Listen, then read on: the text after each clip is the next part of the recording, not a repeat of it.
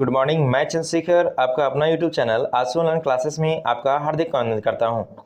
Friends, आज हम लोग बात करने वाले हैं भारतीय संविधान के उद्देशिका से संबंधित महत्वपूर्ण प्रश्न जो एग्जाम पॉइंट ऑफ व्यू से काफ़ी महत्वपूर्ण है।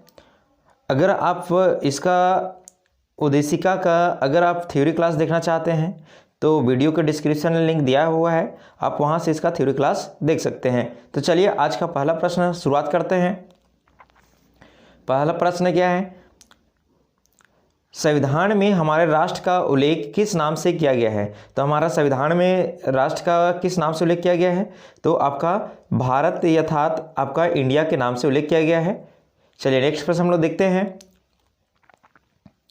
भारतीय संविधान की प्रस्तावना में समाजवादी शब्द किस संविधान संशोधन के तहत जोड़ा गया? तो किस संविधान संशोधन के तहत जोड़ा गया आपका? तो 42वें संविधान संशोधन के तहत आपका जोड़ा गया 1976 में ये हुआ था। चलिए नेक्स्ट प्रश्न हम लोग देख लेते हैं। निम्नलिखित में से कौन भारत को धर्मनिरपेक्ष राज्य वर्णित करता है? तो आपका कौन वर्णित करता है धर्मनिरपेक्ष? तो आपका संविधान की जो प्रस्तावना है ये आपका धर्मनिरपेक्ष वर्णित करता है। ठीक है, जो आपका जो प्रस्तावना है उसको आपका पंडित जवाहरलाल नेहरू के द्वारा आपका 13 दिसंबर 1946 को संविधान सभा समक्ष रखा था, लेकिन इसको 22 जनवरी 1947 को इसको स्वीकार किया गया था। नेक्स्ट प्रश्न हम लोग देख लेते हैं। भारतीय संविधान की उद्देशिका में संशोधन किया गया था। कब किया गया था? तो इसमें संशोधन आपका 42वें संविधान संशोधन किया गया था इसमें। ठीक है, अब नेक्स्ट प्रश्न हम लोग देख लेते हैं। निम्नलिखित शब्दों में से कौन सा शब्द सन 1975 में भारतीय संविधान की प्रस्तावना में सम्मिलित नहीं था? तो आपका कौन सी सम्मिलित नहीं था? तो आपका अखंडता था, ये आपका सम्मिलित नहीं था, ये आपका 1976 में इसको जोड़ा गया था 42वें संविधान संशोधन के तहत। नेक्स्ट प्रश्न हम लोग देख लेते हैं। 26 नवंबर 1949 को अंगीकृत भारतीय संविधान की प्रस्तावना में शब्द सम्मिलित नहीं थे। तो कौन सा ये सम्मिलित नहीं थे? तो आपका समाजवादी था, ये आपका सम्मिलित नहीं था, पंथ निरपेक्ष नहीं था और आपका अखंडता नहीं था। अर्थात यहाँ पे 1, 2, 3 आपका सही आंसर होगा। कूट वाला आंसर ए सही होगा इसका। नेक्स्ट प्रश्न हम लोग देख लेते हैं। भारत में लौकिक सार्वभौमिकता है क्योंकि संविधान की प्रस्तावना आरंभ होती है, किससे आरंभ होती है? तो हम भारत के लोग से आरंभ होती है। ठीक है, इसके चलते नेक्स्ट प्रश्न हम लोग देख लेते हैं। हम भारत के लोग शब्द का प्रयोग भारतीय संविधान में कहाँ किया गया है? तो आपका भारतीय संविधान में कहाँ किया गया है हम भारत के लोग? तो जो भारतीय के जो यानी कि आपका संविधान की जो प्रस्तावना है, ये प्रस्तावना जो शुरुआत होती है वो हम भारत के लोग से ही ये शुरुआत होती है। ठीक है, चलिए नेक्स्ट प्रश्न हम लोग देख लेते हैं। भारत के संदर्भ में निम्न में से कौन सा धर्मनिरपेक्ष शब्द का सही भाव व्यक्त करता है यानी उसका सही मतलब बताता है? तो आपका भारत में कोई भी राज्य स्तर का कोई भी धर्म नहीं है, बल्कि यहाँ पे जितने भी धर्म माना जाता है सभी धर्मों को क्या कहता देता है? ये यानी कि एक जैसा महत्व देता है, किसी भी धर्मों को ज़्यादा या कम महत्व नहीं देता है।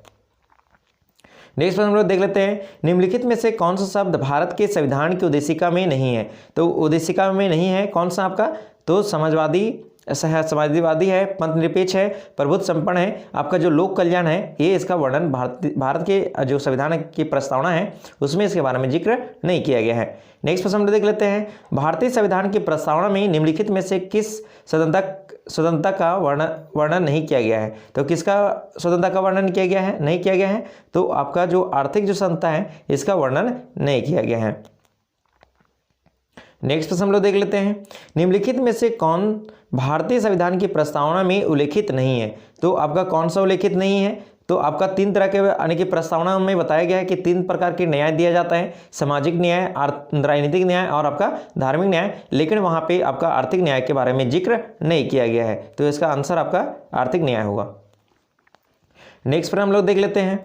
भारतीय संविधान का कौन सा भाग संविधान की आत्मा कहलाता है? तो कौन सी आपका इसमें भाग आत्मा कहलाता है? तो आपका जो उद्देशिका है वो आपका आत्मा कहलाता है। लेकिन अगर आपसे पूछे कि डॉक्टर भीमराव अंबेडकर ने किसे कहा था?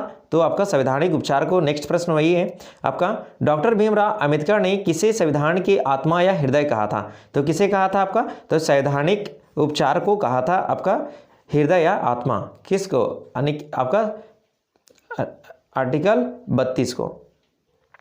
नेक्स्ट प्रश्न हम लोग देख लेते हैं, निम्नलिखित में से किसने भारतीय संविधान की प्रस्तावना को हमारे संपूर्ण प्रजातांत्रिक गणतंत्र की जन्म कुंडली है कहा है? तो किसने कहा है? तो आपका जो के.एम. मुंशी है वो इन्होंने कहा था।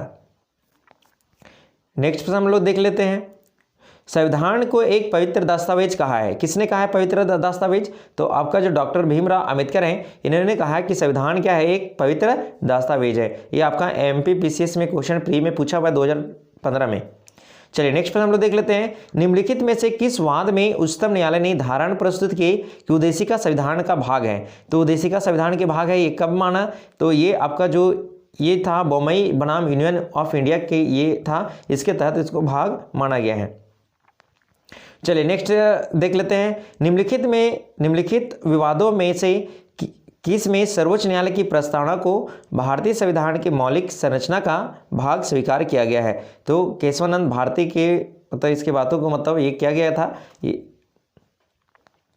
ये आपका 1973 में हुआ था, केशवानंद भारती बनाम केरल।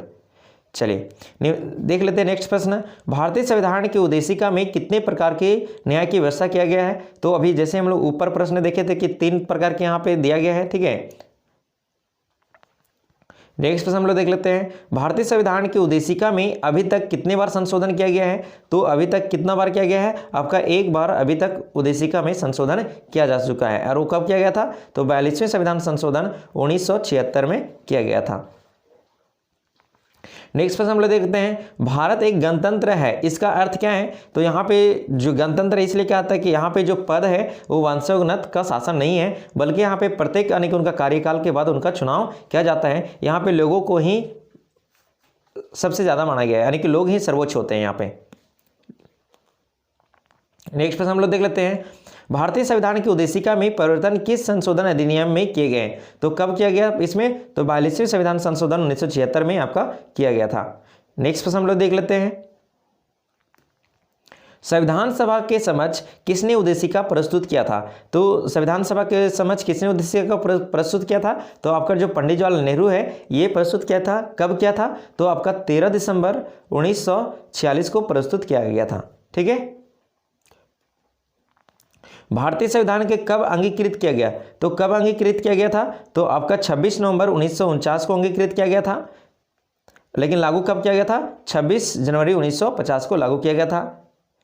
नेक्स्ट प्रश्न हम लोग देखते हैं, प्रस्तावना शब्द का कौन सा देश से संविधान से लिया गया है? तो प्रस्तावना जो शब्द है वो भारतीय संविधान में कौन सा देश से लिया गया है? तो आपका अमेरिका देश से लिया गया है आपका भारतीय संविधान में।